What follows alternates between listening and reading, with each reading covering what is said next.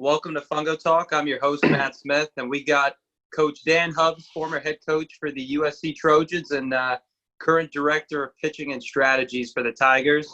I know I asked how you've been, but what you've been up to with the family? Hey, I think we've figured out we've spent about 60 straight evenings having dinner for the first time in a long, long time. I think this is the first spring we've had not impacted by baseball for the most part. And I don't know, since my wife and I met and in college. And other than that, we're just kind of hanging out. My oldest is at SC right now. He just finished finals on Wednesday. My youngest is a junior in high school. He's taking an AP test in another 2 hours. And other than that, we're just kind of hanging out, waiting for things to open up again. Very cool. And at least you guys are in California, so you got that good weather. We do. It's supposed to be about 80 today, so I think we'll be okay. And because the golf course, are the golf courses open in California? Because they're open here in Jersey. So yeah, they've started to open up. The beaches have started to open up, but we've been kind of hanging out just where we live in Pasadena and trying to get a run in every day and doing some stuff around the house more than anything. That's good. Yeah, my wife's got me mowing the lawn and stuff, so she's got me working. I did do my research on it, and I wanted to go over your playing resume. I thought this stood out. It was really cool. You walked on at USC. You had a one-day tryout with 75 players, if I read that correctly. That's correct. I find that incredible. And now, is that because you had injuries that in high school that you couldn't really get exposure in front of those college guys? Well, I think two things. One is I had a really good high school career. I went to a 3-year high school, played varsity for 3 years. My junior year, I got hurt. I broke my foot in PE, of all places, running the mile in May. And so, that big recruiting time is kind of that summer after your junior year, at least at that point. And that was in 1988. And I came back and pitched some in like the American Legion playoffs and all that, but this is before the area code games. This is before all of that. So getting seen by places was more difficult unless you were really on the map with scouts and some other things. And I'd missed some of that time because this was a day and age where nothing really happened for recruiting until July 1st after your junior year. Now, obviously, we know it's way different, and recruiting is from your freshman year on, and guys are recruiting and committing so early, but it wasn't that way back then. So my senior year, I applied to a bunch of schools. I was a good student. I knew I wanted to go. I grew up in Seattle where it rained a lot. I knew I wanted to go to a place that I could try and play outdoors. This is pre-internet. This is, the only time you ever saw stuff on TV baseball-wise was like the final game of the College World Series and and those things. So I applied to the Pac-6 schools at the time, some other schools in Southern California. I applied to Washington State. And basically what happened is I got into virtually every school, and some were offering athletic or academic scholarships. And my dad and I, spring break of my senior year, went and visited the schools that I got into. And USC spent a lot of time with me that day when I went and looked at the school. They walked me around. They didn't have to. I think it was a unique situation that I had an academic scholarship, and so they knew that I wasn't asking for money and I was just looking for an opportunity. And then they called my high school coach the next day and spent a lot of time talking to him, and they said they were going to give me an opportunity. And so I ended up deciding to go there. I fell in love with the campus. They helped me with classes, all that stuff over the summer. And they said, we're going to give you a chance to walk on. And I thought, hey, I'm going to get the fall and see what happens. Well, then it was like show up first day of school, and there were 75 people in the stands for a tryout. And I threw a 20-pitch bullpen. And then the next day there was a list up with 6 pitchers and 3 position players. That had made the team. And I remember my first practice, Coach Gillespie coming up to the pitchers that made the team, and he goes, okay, you have group 1, you have group 2, and he pointed to us through 6 groups. And we all kind of looked at him, and he goes, that's your round of BP to throw. Oh gosh. And Now you're going to stand on BP as in batting 60, practice 90, to the players. 60, 90, or like just like a close kind of Oh, BP? no. Off the mound. So he said, there's the bucket, pick, lift, and throw. I want it 60% right down the middle. If you can't do it, I'll find someone else who can. Wow. And it was kind of like, okay, well, that's what I got to do. And this was a day, we played probably 45 games that fall because used to be able to play games against JCs and other schools. Mm-hmm. So there was opportunity. It's harder to get that opportunity now, just in terms of roster limits and game limits and all of that. But I got an opportunity. I could throw strikes. After the fall, 3 pitchers made it. And then I was on the team. And then I ended up traveling, pitched in the regionals that year. Well, I was going to say, I got here, and I'm going to take you down memory lane a little bit, because you took that walk-on, and you went from walk-on to All-American first team, All Pac-10 first team. You had a single saves record, which was a national best. You had a single season team high strikeout with 90. Like you said, you won a Pac-10. You were part of 3 regionals. You were drafted in the 16th round by the Dodgers. 7 seasons in the minors, all the way to AAA. 27-16 record, 436 Ks to 172 walks, which is very impressive. Now, which is crazy. It's mind-boggling to me. You took a risk knowing that when you went to SC that you were prepared if you didn't make the team, that was it. You were just going to go to school and Yeah, I mean, for the most part, I think I told my mom when I moved in, now you know our deal. If I don't make the team, I may be back. Because I knew nobody going to USC. And I really didn't understand what I was stepping into, to be honest with you. In that, my freshman year, we were preseason number 1 in the country. And we had 9 guys who played in the big leagues on that team. And, I believed myself, and it was scary, and I took a chance, and I was fortunate that I had good coaching there. I had guys who, Coach Gillespie was tough but fair. And if you could perform and show that you could throw strikes and do what he asked, then you were going to get an opportunity. And then it was up to you to make the most of it. You might only get one opportunity, but if you make the most of it, you get another one. You get another one. And I made the first road trip, and about halfway through the season, I hadn't played yet. And I remember the pitching coach, Frank Sanchez, came up to me and said, "Hey, we're going to redshirt you." And I said, "Well, hey, it's up to you. I mean, you do what you got to do. My parents say I'm here for 4 years, so don't worry about a red shirt. I'm not worried about the draft, any of that stuff." And so that was on a Wednesday or a Thursday. And then that weekend they went to A-State and just got destroyed. There was a huge brawl on Friday night. Oh, jeez. And I remember coming back. We had practice on Monday, and Coach Sanchez came up to me and said, "You're graduating in 4 years, right?" "Yep, I am. Unless you're paying for my 5th. That's what my parents tell me." And he goes, "Okay." And I got to the field the next day, and I was starting against Fullerton. They didn't tell me. I saw it when I got to the field. And I remember the first hitter I faced was Phil Nevin. We were both the same year. And I threw a first pitch fastball, and he swung and missed. And I'm thinking, just like high school, right? Next pitch, line drive right between my legs. And it was kind of like, okay, this is different. Anyway, I went 4 2/3, gave up 2 runs. And I remember Gillespie coming out to pull me. And he said, "Nice job. You're going to pitch a lot more while you're here." And it was kind of like, okay, talk about walking on cloud 9 from then on. Oh, yeah, that's awesome. And so I'll be forever indebted to him for the opportunity. And those bats back then, those were like the firecracker bats, right? Yeah, those were like the Green Easton and the Black Magic and the white TPX that had the ping and all that. Oh, yeah.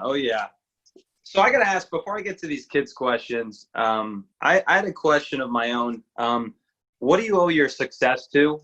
And you said you had a bunch of major leaguers on that team. Was Aaron Boone one of your teammates on that team? Not on that team. He was my teammate my junior and senior year. Brett Boone was my teammate my freshman year. So I Oh, played with cool. both.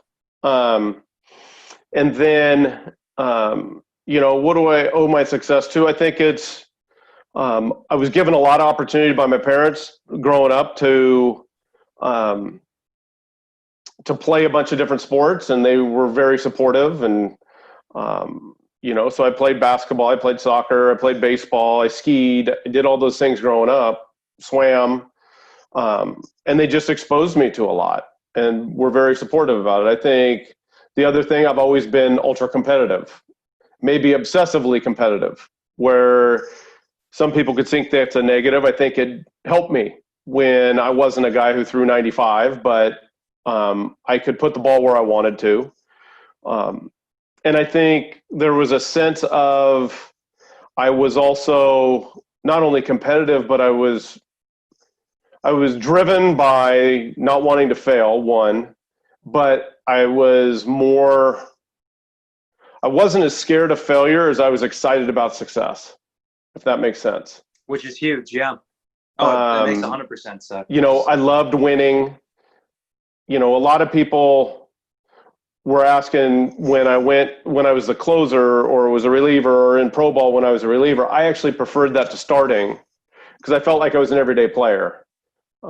Closing I liked because I wanted to be the guy on the mound when the game ended. And I think there was an adrenaline rush that I got from being the one that, you strike a guy out to end a game. It's a pretty awesome feeling. And so I always said the euphoria of being the hero outweighed the stress of being the GOAT. Yeah. It's funny. I'm a huge Michael Jordan guy, and I guess he had that quote, right? I've missed so many shots, and that's what made me so successful, for those other shots. And you see it all the time. I mean, I'm with a lot of youth kids. I'm more in the development side in the Little League.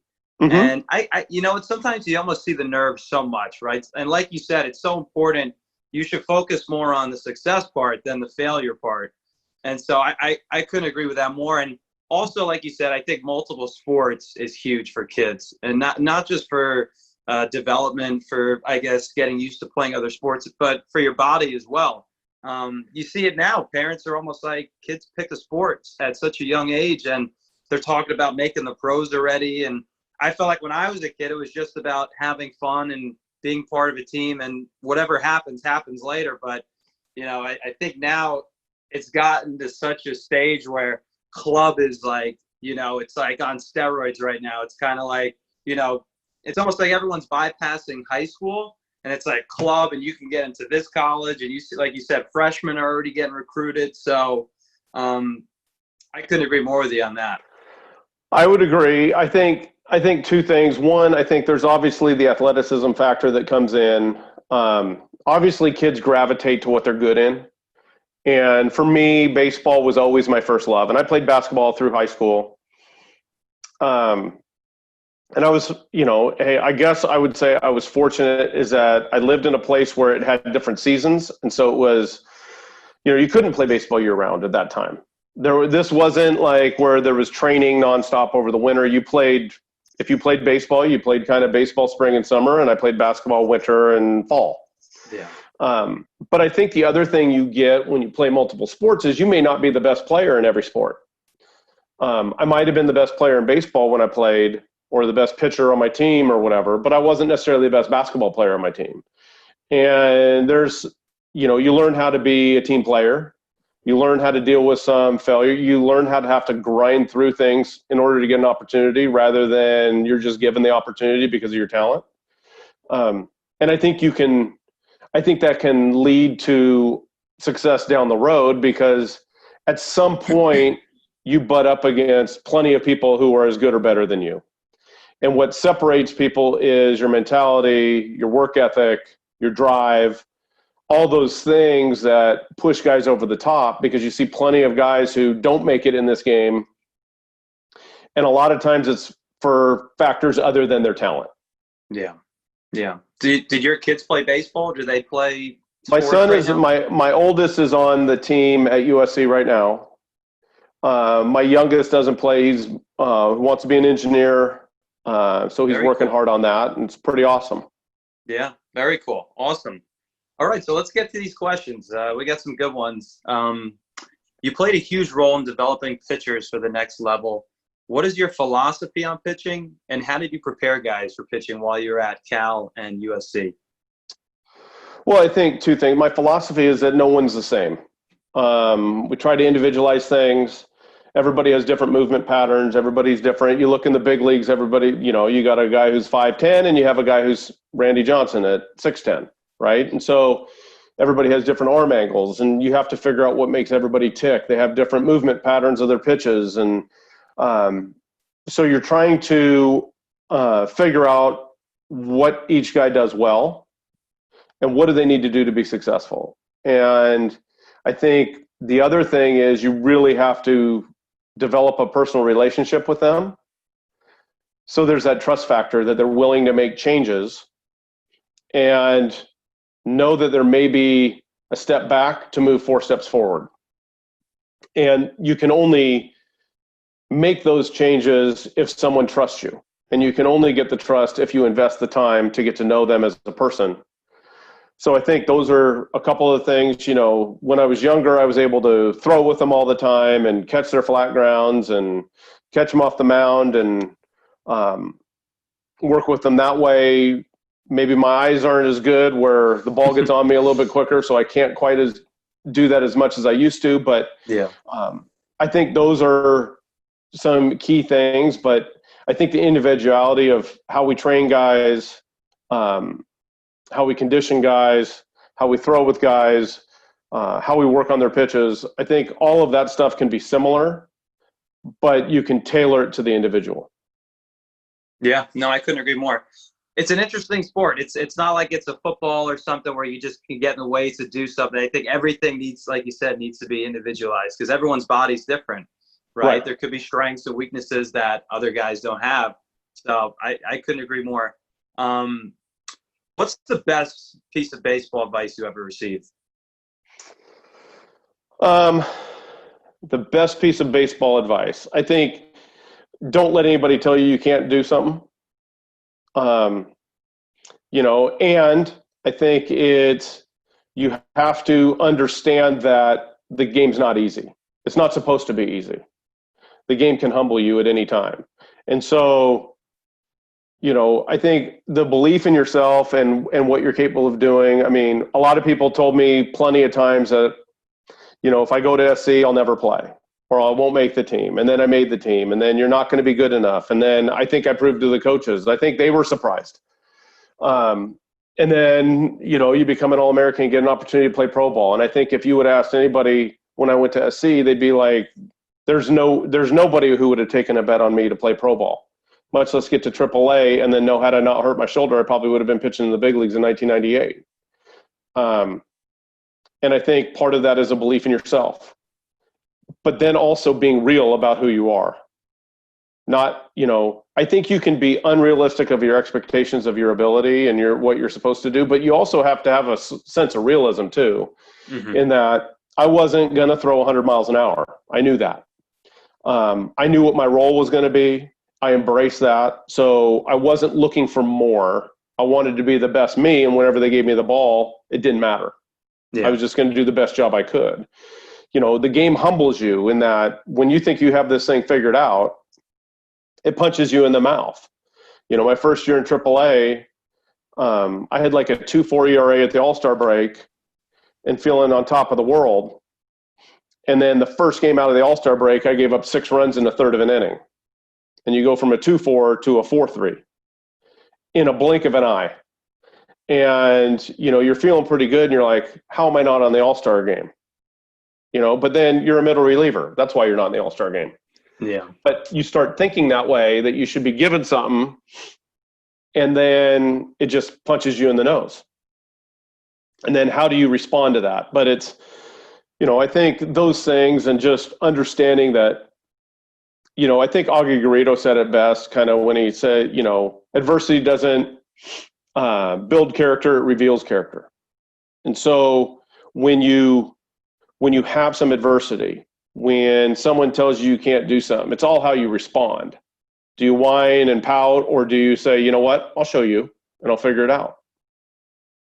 No, I couldn't agree more. Now, to add on to that question, whether it was at USC or in the minor leagues, what was the best pitching advice you ever got from one of your coaches that stuck with you?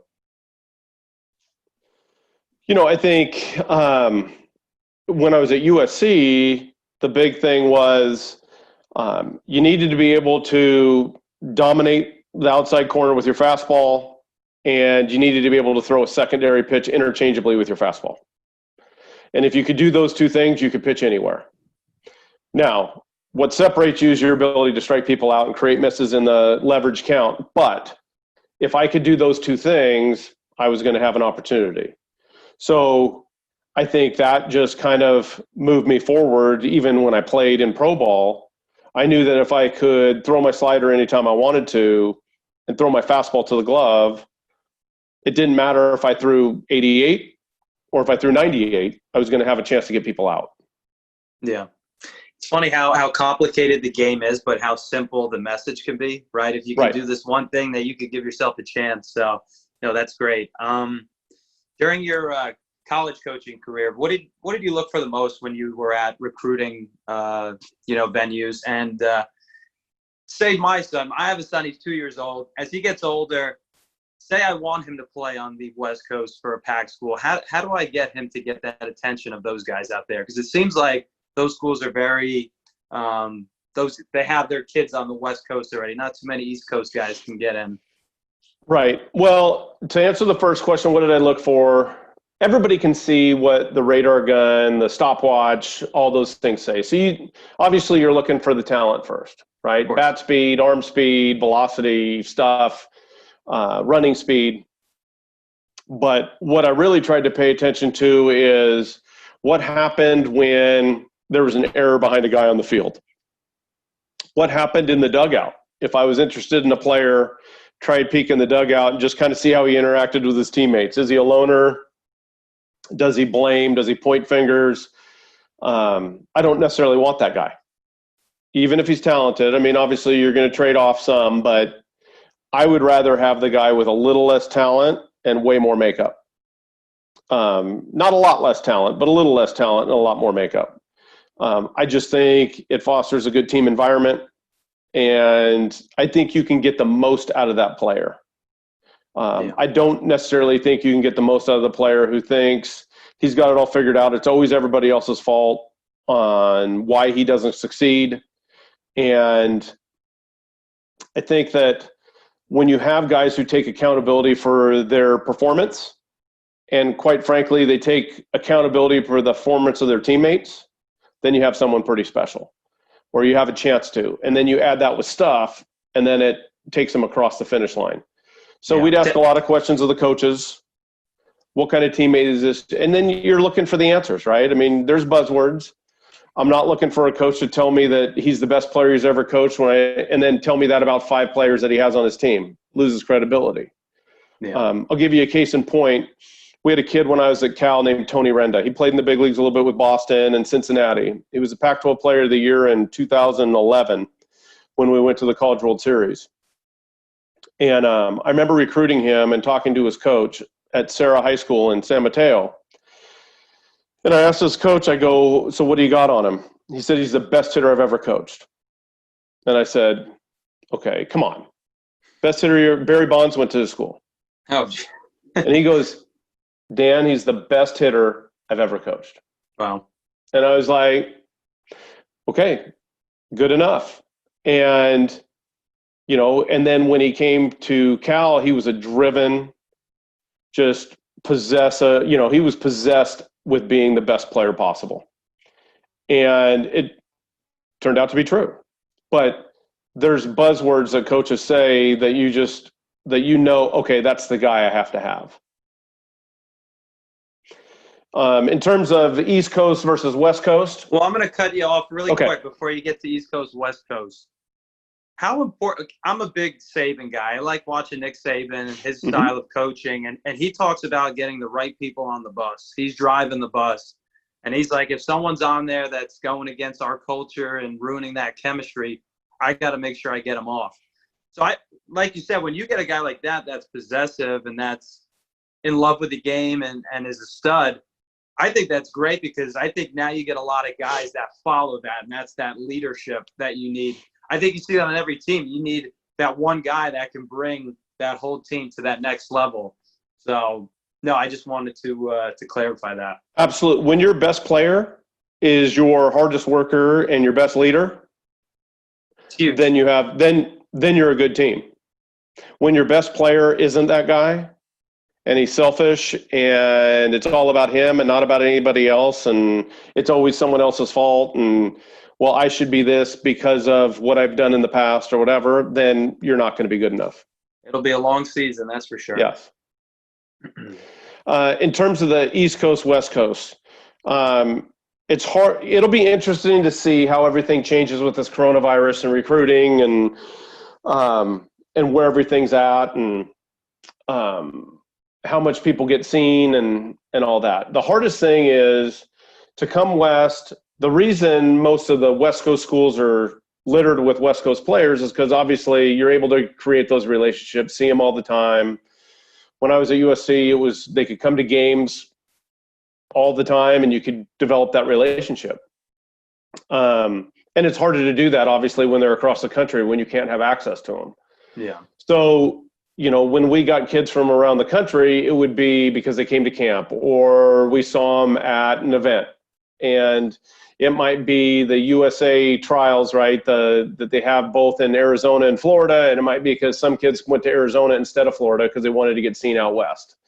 It might be in the area code games and someone had emailed us or called us and said, hey, I'm really interested and I'm coming to the area code games. And so they reached out individually.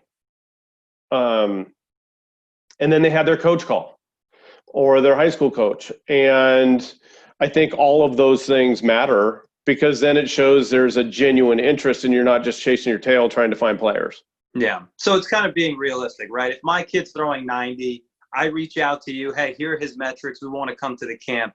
That'll create a little buzz with you to be like, yeah, come on down. Correct. And let's take a look. So, and what we'll probably do at that point is we would have probably asked you to send some video. We would ask you to have your coach call us, those sorts of things. Give me 3 recommendations from people, phone numbers of scouts or coaches that have seen you play or know you. And then we can do some background that way. So when you come, we have a much better sense of who you are as a player. Yeah. Because I had a California guy on Fordham's team, Tyler Urbach, who then transferred, I think, back to USC. Yes. I think he was there in 2016 or 17, but a tough, scrappy kid. But, yeah, you see it all the time. A lot of California guys, we just interviewed Coach Beretti at Columbia, and he's got some California guys. Mm-hmm. So it seems like those guys can get in here, but it's tougher for us to break in. I can only imagine the amount of talent that's in California, right? Why do you need to like you said, to go East Coast when you could build those relationships and, you have these guys in your backyard? So. Right. Well, and I think it's just we get to see them more, right? And so that piece makes and we play all the time out here. It's not like we're, most of the kids in the Northeast, it seems like you'll see them in Georgia, you'll see them wherever. But there's always that, if we go to the Northeast sometimes to go watch a kid play, it's a crapshoot of whether we're going to get to see the game or not. I know this in California, I'm going to see the game. In Arizona, I'm going to see the game because it's not going to rain or it's not going to snow or whatever. Yeah. This question wasn't in here. I wanted to add this in. I mean, the pack is just so competitive. It almost seems like there's a MLB guy from every single university out there. How tough is it to recruit within that pack organization? I mean, I know you got guys like Ian Kennedy. You got the guy, I think, on the Rays or a lefty. I don't know if he's on the Rays or somewhere else. Lamone or something like that. Malone. So, I mean, you see guys like, how important do those guys have on the university? Like you have a Chase Utley that are kind of helping guys get in there. Well, I think it highlights your university and your program. I mean, I think any of the players who have come before that are succeeding, it shows about the development of the program. It shows about the history of the program. I mean, when you think about USC, and there's, I guess it's 120 or so now major leaguers and 12 national titles and all of this stuff that goes into the mystique of what USC is. And then you're competing against the likes of UCLA, who's had a lot of success recently, and Washington's been to the World Series recently, and Cal, when I was there, went in 2011, and Stanford has a rich history, Arizona State, Arizona, Oregon State, obviously, with what they've done, Oregon with what Coach Horton built, and now, Coach Wazakowski's there. Washington State has a history when you think about the Olaruds and what Bobo Brayton did when he was there. It's just, I know this, it's a fun conference to play in. It's a fun conference to coach in. There's a lot of great players that you go up against. I think recruiting is always going to be challenging, and especially when you think about dealing with a equivalency sport as opposed to a head count. If you're a head count, it's just, hey, my school's better, or you like this school better. When it comes down to finances, it makes it more difficult. And I think that's where SC has some challenges a little bit, is that when you cost $75,000 to go to school there and you offer a kid 50%, he can go to a state school for free, or, for the same amount as a 50% scholarship. So what would cost at UCLA, what we felt was like, if they offered 25%, we might have to offer 70 to defray the cost. Well, that takes a big chunk of your 11.7. And so you have to get creative. And then I think that's where the culture comes in. And I think you have to find people who fit with what you do. You have to decide what you can improve on. What are your strengths as a coach? Are you a guy who is going to revamp a whole delivery? Or are you a guy who you want strike throwers that you can call a game? On the pitching side? Are you a guy who can revamp a swing, and you just want bat speed? Or are you a guy who needs to see the guy get hits? I mean, I think there's, are you a guy who's going to go after tools, or are you going to go after performance? Yeah. And then how much are you going to value each? Yeah. No, I agree. Since we're on that topic of fun, and it's a fun conference to coach in, there's a few questions. It's a three-part, I guess. Your favorite moment in your playing career, your coaching career, and I guess the most exciting game you've ever been a part of coaching. Okay, so favorite part of my playing career. I think, obviously one of them would be the first time I got to pitch in college, because I felt like I'd worked so hard for that. And then to come off the field and have Coach Gillespie tell me I was going to pitch a lot more while I was there. That would be one. I think beating Cal State Fullerton in the regionals in 93, I had gotten a save against them the night before, and then I came in the second inning and pitched 8 innings of relief to send us to the championship game of the regionals against Texas in 93. That's awesome. I think that would be another. Having the season I did in the Dominican Republic in 96, where I went 9-0 between the regular season and the playoffs, and kind of put my map as a prospect with the Dodgers. I'd say that was another as a player. But it was more, rather than one game, it was probably more some moments, coaching, I think the most exciting time, there would be probably two that stand out. One would be making it to the College World Series in 2011.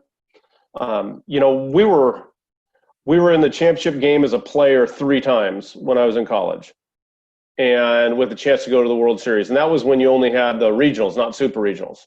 Yeah. And I'd always told myself I'm never going to Omaha to watch the College World Series until I get there as a player or a coach. And in 2011, we got there, and it was really gratifying because that fall, the sport had been cut at Cal in September. And we spent all year, basically, we talked about, we were trying to run a program, dismantle a program, and save a program all at the same time. Wow. We couldn't recruit. We could only focus on the players. The players stuck with us to have one more run at it and have a good year. And we knew we had a really good team. And, we got to the College World Series that year, and we kind of defied odds. We were a 3 seed in the Rice Regional, and they were the number 5 national seed. And, we lost the first game to Baylor and came back and beat Alcorn State. And then we beat Rice, and then we beat Baylor, and then we beat Baylor again and go to the Super Regionals. And we ended up hosting at Santa Clara because we couldn't host because we didn't have lights, and Dallas Baptist didn't have a good field at the time. And we ended up winning the 2 at Santa Clara and going to the College World Series. And then beating A&M in the College World Series was pretty exciting and sending them home. And we ended up losing to Virginia both times and playing really good games. But it was the first year at TD Ameritrade, and I think that was really exciting. And then I think the second thing would be leading a team at USC to their first regional in 12 years or in 11 years in 2015, and a team that reminded me of that, that Cal team, and that we had built it, and those guys had persevered from freshman year to sophomore year to junior year, and you could see the progression that was being made. And we ran out of gas in the championship game of the regionals against Virginia, who ended up winning the World Series that year. But it was that team was a lot of fun, and it was really gratifying to lead a team at your alma mater into the playoffs. Oh, yeah. In terms of exciting games, I think there's a few that I would say. One that stands out is 2011, the championship game of the regionals, the second championship game, I should say, against Baylor. We were down 3 runs in the bottom of the 9th. And we scored 4 to walk it off.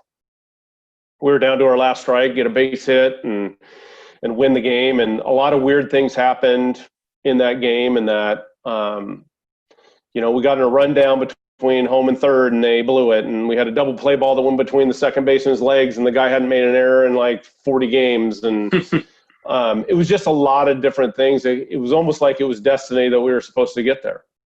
So that was pretty exciting, being in the dugout during that. We had gone through lightning delays and rain delays. The game didn't end until midnight or whatever in Texas. And, in the 9th inning, no one would move from their spot when things are happening. And, I think another game is what got us into the championship game of the regionals in the 2015 regional. We were playing San Diego State, and it's like a prize fight, heavyweight fight, where we're just going back and forth, back and forth, back and forth. And in the 9th inning, we score a couple to take the lead, and then we ended up winning by a run, 12-11.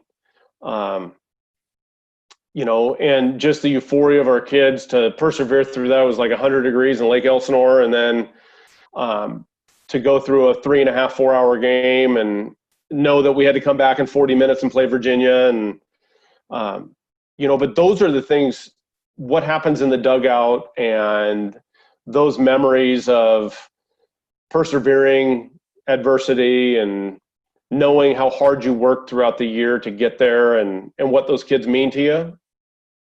Those are what kind of stand out. Yeah.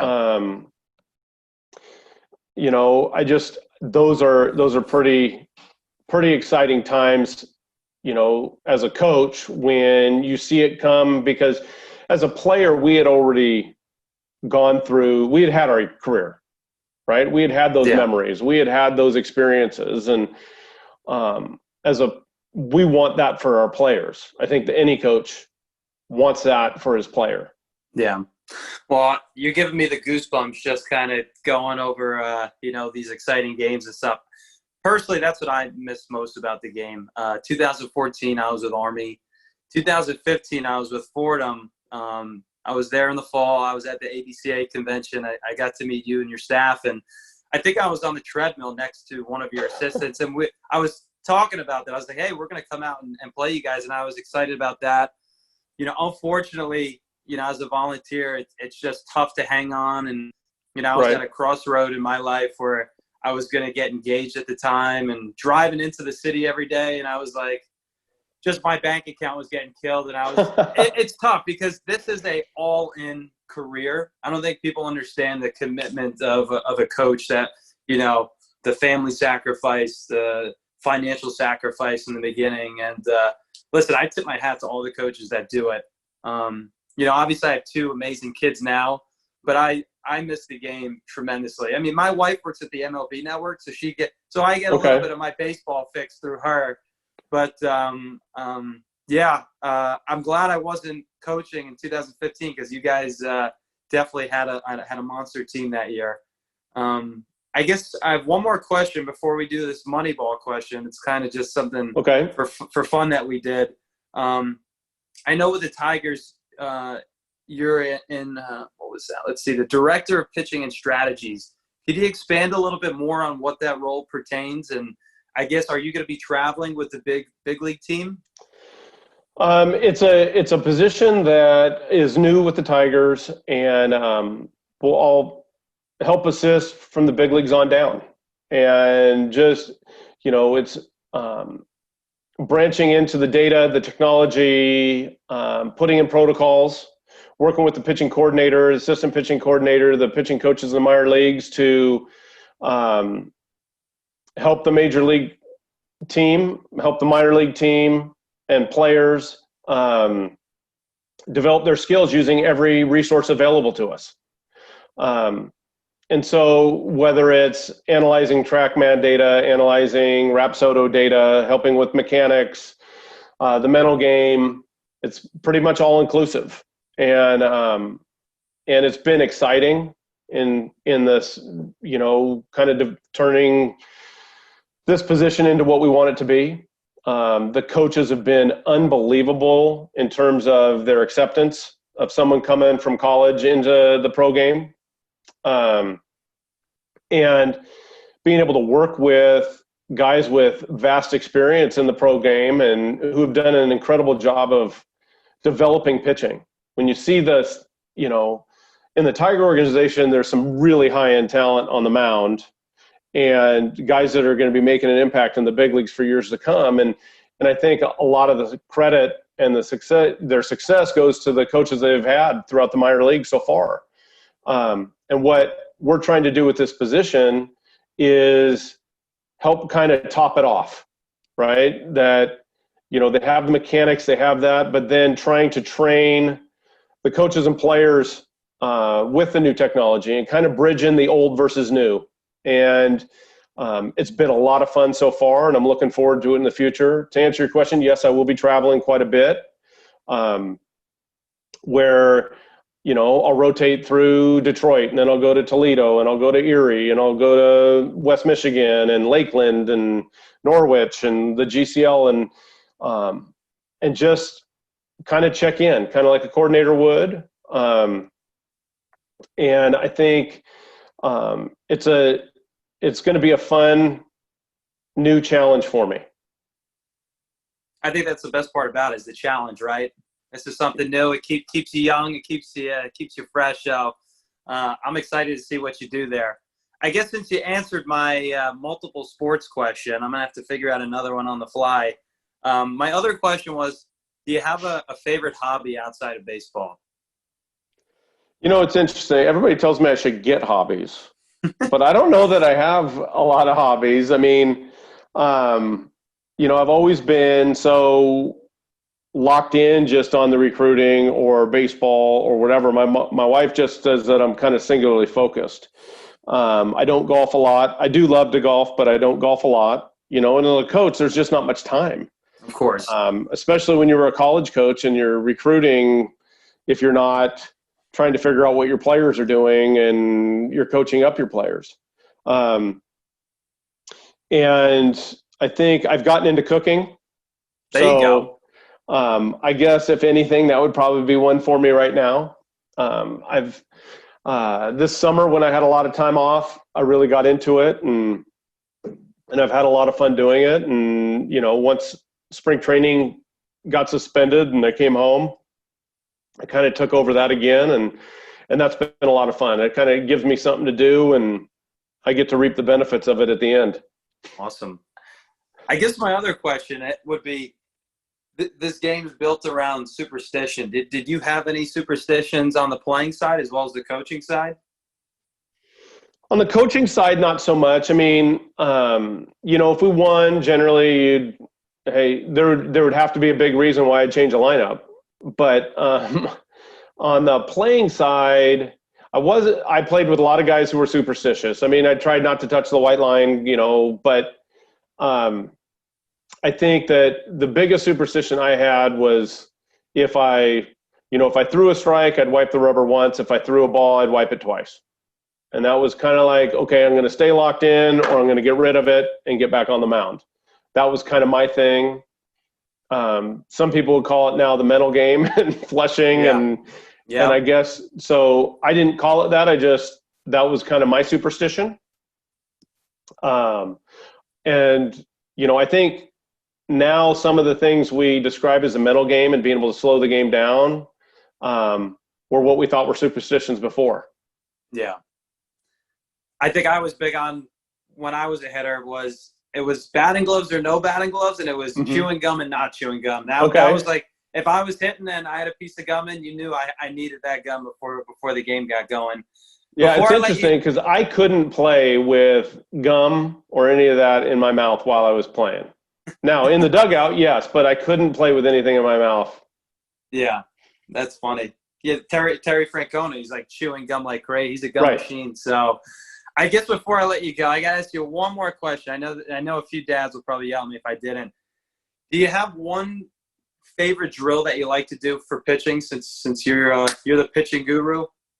Well, I mean, I think if I go to old school, it's when he gets up and he can get balanced. I like to put my fist kind of up against their front hip and say, drive against me. So they activate their glute. That'd be one thing. And then, when I got with the Tigers, another drill that I found that I really like, and this is a Rick Anderson special, who's, for those that don't know, he's the pitching coach for the Tigers. He calls it the front foot balance drill. And so basically you go through your delivery, you land, and you've posted up where your back leg's off the mound, and it's being strong and stable in that front leg. And it kind of just simplifies everything. Your head's still, because if your head's off to the side, then you're going to fall off to the side. But it keeps you on line, it keeps you balanced, and it kind of just simply lines things up. So if I had two, those would be probably my two right now, because I think they're simple. I think you don't have to have a ball to do them, and I think anybody can do them. Yeah. You don't have to go anywhere. I could take 2 more minutes. That's fine. Okay? Yeah. Since I got you, listen, I could do this all day. I mean, I'm like a sponge. I always like to learn new things. I guess if you talk about these pitchers, it kind of arm care and specific workouts. I mean, is there something that the Tigers like to focus on? Is it like the core, the shoulder, the flexibility? Is it all of it? It's all of the above. I think one of the things that everybody's finding out right now is that if you're deficient in one area of your body, it's going to affect you up the chain or down the chain. If your feet aren't great, then it may affect your knees. It may affect your hips, which is going to affect your shoulder. So there's a lot of different ways we go about it. I think we have an unbelievable training staff and strength staff with the Tigers who have put together a lot of protocols. We do individual throwing plans. We've done a lot of movement screens to individualize where they're deficient, what they need to work on in terms of mobility, stability, in their hips, their ankles, their knees, whatever, to their thoracic spine, to try and maximize who they can be as movers. And then we've also taken what they've done in the past and tried to individualize their plans to that. Yeah. So if they've gone through, let's say, for lack of a better,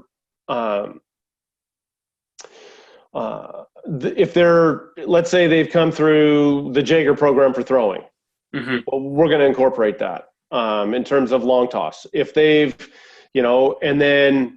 and we'll start there and build their program around what they've done well. If they're a driveline guy, we'll factor that in and we'll put that into play. If they're a ranch guy, we'll factor that in and we'll tailor exercises and some things that way. So what we're trying to do is really individualize plans for players and understand where they came from, what made them great, because that's why they got drafted. And that's why we signed them. And I think what we're finding out is these kids are much more knowledgeable about their body. They've been trained differently, and all of them been trained differently. And a lot of the stuff is similar. You just have to learn how to speak their language. And, you know, this is the way I used to describe it when I would recruit, is that if I have 15 pitchers on my team, well, then I need to be fluent in 15 different languages. They don't need to become fluent in one language. So I need to figure out what makes each guy tick, so that I can figure out what one thing I need to say to them to lock them in, and not give them 15 different things. And it may be one thing that locks in 15 things, but I got to figure out what that is that makes it all work. Yeah. And it's not going to be the same for every guy, because like we started out with, every guy's different. They throw different, they move different. And so it's all of the above for us. It's the core. So you're talking about your strength, you're talking about your core strength, you're talking about your flexibility, complete body. It's also figuring out, do they have physical limitations that can't be helped? Do they have inverted hips? So maybe they can't move the way you want them to move. So now do we need to trick them by repositioning their body to get the desired result? So it may not be, they don't have the mobility in their hips, so they can't, maybe that's why they are closed off way more. So do we need to open up their back foot on the rubber so that naturally when they stride normal, now they're more online? Yeah. But we don't know that unless we do the screen. And then we talk to the trainer who says, that's not fixable, because this is just the way his anatomy is, right? Or that is fixable, and then maybe it's ankle mobility. Okay, so we need to work on that, and now he's able to drive more online, and he's not going to get on his toe and spin off. Yeah.